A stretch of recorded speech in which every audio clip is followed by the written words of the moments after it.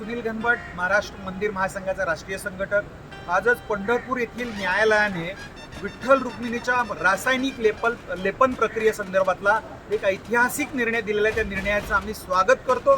हा निर्णय असा आहे की पांडुरंगाच्या आणि रुक्मिणीच्या मंदिराला कोणत्याही प्रकारची पुढील आदेश मिळेपर्यंत रासायनिक लेपन प्रक्रिया करू नये, तो स्थगित करावा। आता जो करणार होते तो हा आदेश दिलेला आहे।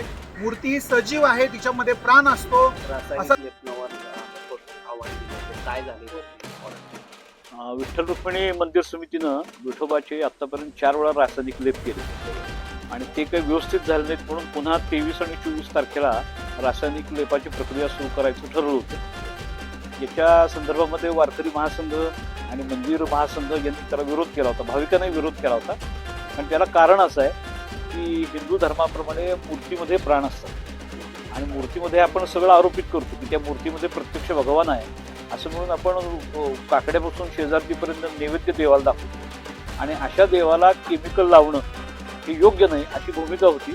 आणि मंदिर समिती ऐकत नसल्यामुळं देवाने कोर्टामध्ये मंदिर महासंघाच्या वतीनं गणेश लंके आणि बाळासाहेब डिंगरे यांनी इंजंक्शन सूट म्हणजे ताकीदीचा दावा दाखल केला होता आणि त्याच्यामध्ये तुर्तातुर्त ताकीद अर्ज होता, त्याची सुनावणी झाली आणि त्याच्यामध्ये वादीच्या वतीनं नामदार सुप्रीम कोर्टाचा एक निर्णय की महाकालेश्वर ज्योतिर्लिंग आहे त्याचं जे प्रकरण आहे ते सुप्रीम कोर्टापर्यंत गेलं होतं आणि त्याच्यामध्ये सुप्रीम कोर्टात आदेश दिला होता भाविकांच्या भावना लक्षात घेऊन मूर्तीला किंवा शिवलिंगाला कोणत्याही प्रकारचं पिकल लावू नये। तर तो होता तो आणि इतर काही सुप्रीम कोर्टाचे निर्णय आहेत की मूर्तीला अपवित्र वस्तूंचा स्पर्श झाला तर त्यातलं देवत्व नष्ट होतं आणि त्याच्यामुळे भाविकांच्या भावनांना ठेच पोचती।